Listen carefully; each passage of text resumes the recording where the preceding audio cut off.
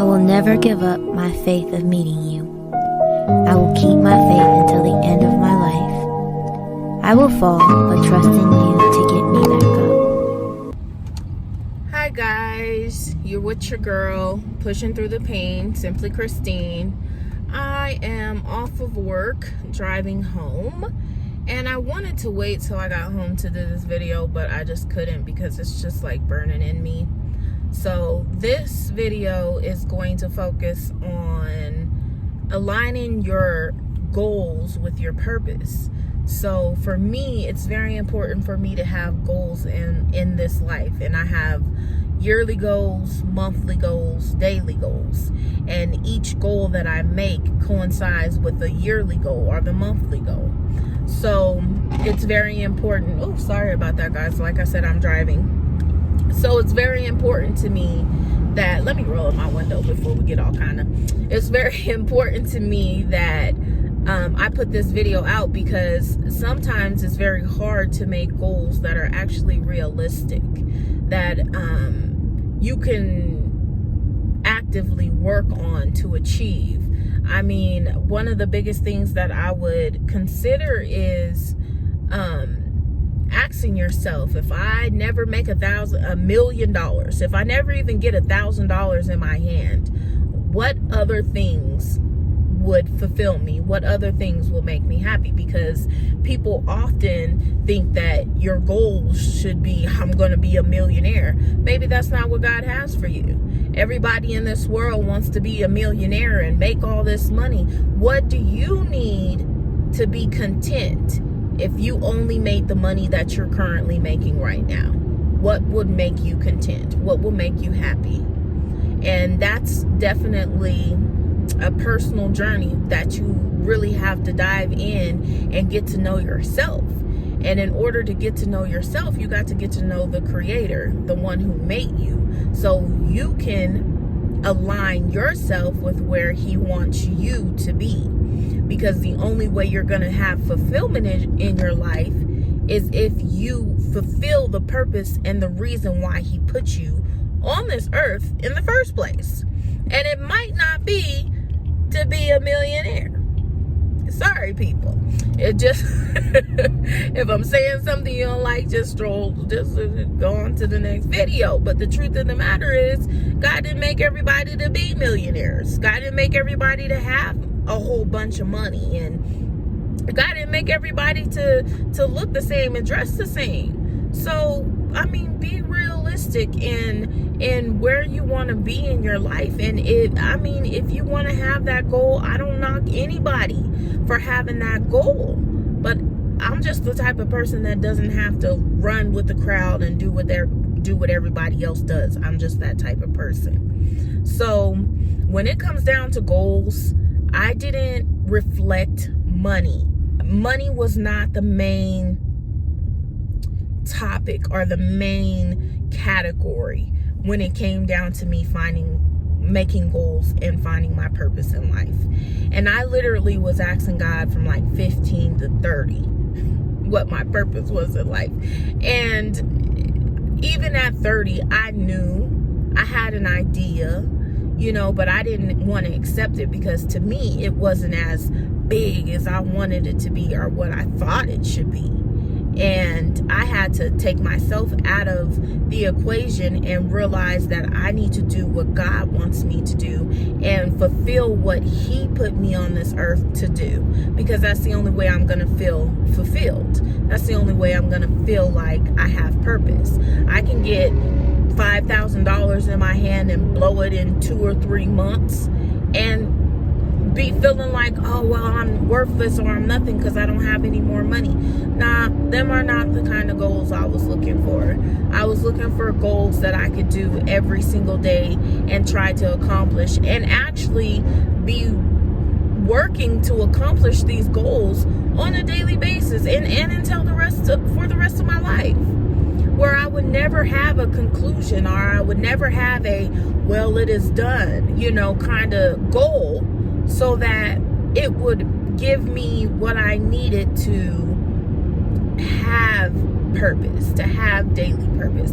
I hope what I'm saying makes sense, but I'm really trying to explain it because it was a real big journey for me. Finding my purpose was a really big journey for me. And I really had to understand that it was already in me. My purpose was tied into my passions. My purpose was tied into what I have passion for. I have passion to be a good mother, to be a good wife. Now, I'm not even married. Let me just say, I'm not even married. But that doesn't mean that I don't want to be a good wife. And that doesn't mean that I'm not going to work on healing and everything I need to work on to be a good wife. And that's one of my goals. I'm always going to have to work on being a good wife. Once I get married, it's not over. The goal is not met. It's constantly working on being a good wife. I want to be a good mother. One of my goals is to be a good mother. That's a consistent thing. Even when my kids get grown, the only way that goal would be completely accomplished is when I'm dead. Because they always gonna need me, no matter what age they are. And I love that. I love having a goal that has no end date until my expiration date. I will love to be with a man and be a wife with no end date until I expire. Hold on, y'all. I got to get over. I'm on the highway and people be acting crazy. But we getting it in. Another goal of mine is to take care of myself. Sorry, my camera's shaking. Ooh. Take care of myself. Be good to myself. That's the open end date. I mean, as long as I'm alive, I'm gonna have to take care of myself, and I'm gonna have to make sure that I'm mentally stable and spa days and hair and nails done. That's gonna be a consistent thing. So when I decided to make my goals, my yearly goals, it was goals that have no end date until I'm dead and gone. So I hope that that will explain better to you what kind of yearly goals to make, because I love reevaluating my life at the end of the year and seeing how every month I did something that contributed to the yearly goal. For example, I want to be a good mother. So my yearly goal is I'm going to be a good mother. Okay? I'm going to teach my kids everything they need to learn. I'm going to be the best mom I can be for my children. Not necessarily money, but the best whatever I can give to be a good mother. So for the month of January, I might have took all my kids out and taught them how to drive. Taught them how to take the driver's test. Did some driving tests with them. Different things like that. And so my monthly goal was to teach them some life lessons, life skill lessons that they're going to need, which is to drive, which is to cook. All my kids cook. I get home and my 12-year-old daughter got the house clean and she done already made dinner, honey. Okay? So, and my boys know how to cook. So, it was important to me to focus on life skills. There was one month that we did Bible study, and it was only for a month. I honestly switch it up every month. Just to keep it interesting for me and to keep it exciting for me and to have that one solid, I'm going to be a good mother, and then accumulate different ways throughout the month and then throughout the day on how I'm going to do that. So for the month, I say, okay, I'm going to teach them some life skills. So I do my daily task. I do my daily to-do list. And on Friday, I have it written down. I'm going to take my kids driving. And so on Friday, I focus on my monthly goal of giving the kids real life knowledge of tasks and things that they have to do in real life. And in the same time, still meeting my yearly goal of being a good mother. I love this system. I love this system. My yearly goal is to take care of myself, to love me, to take care of me. So this month, I'm focusing on how to be a classy woman. I'm taking some courses on YouTube and doing, I love this lady. I don't know her name, but I know her YouTube channel and her website as The Daughter's Closet. Oh, I love this lady. She's so inspirational. This is what I'm focusing on this month for taking care of myself. Last month, it was pamper days. I would have one pamper day a week or once every 2 weeks, or I try to incorporate that in my schedule to take better care of myself. So each category that I have a yearly goal on, I have a monthly goal on, and I switch the subject so that it stays exciting for me. And then I incorporate it in my daily goals. So I had to choose yearly goals that I felt will never change, that I was so passionate about, that I know that I would want to do this for the rest of my life. These will be goals that I wanted for the rest of my life. And then I made monthly goals to switch it up, to be able to meet that goal in different ways and in different avenues. So I hope that I explain it to you where you can understand, because it was it's such a blessing to me to be able to live my life in this way, because I don't get excited when I get a whole lot of money.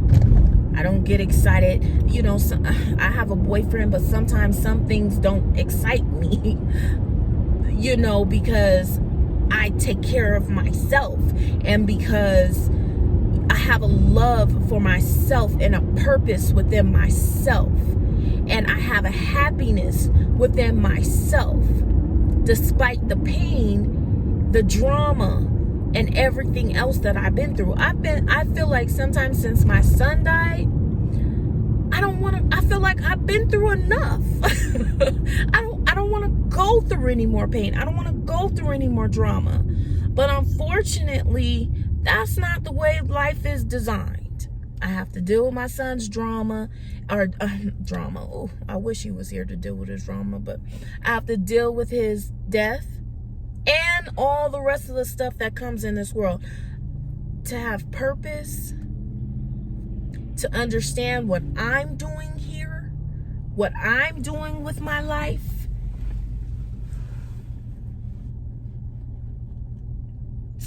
is a blessing. It makes me feel like I have purpose. There's a reason why I'm here. I'm not just thinking, I can't wait to die and be with my son, or I can't. No. I have God left me here for a reason. I'm here for a reason. And by having yearly goals, monthly goals, daily goals, gives me so much purpose. So much purpose. One of my yearly goals is to get closer to God. So I might write in my journal every night for a whole month, or 3 days out of the week for my daily to-do list. It's important to me. These things are important to me. These things I'm passionate about. And it makes me who I am. It says, if someone says, who is Christine? It's my goals and my purpose is going to reflect that. Not what I do every day.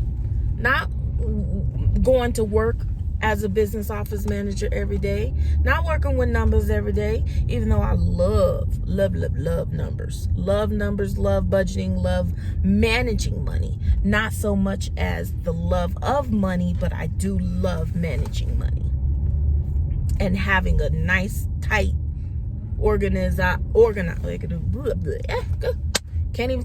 nice, tight, organized system for paying bills and taking care of things that need to be taken care of.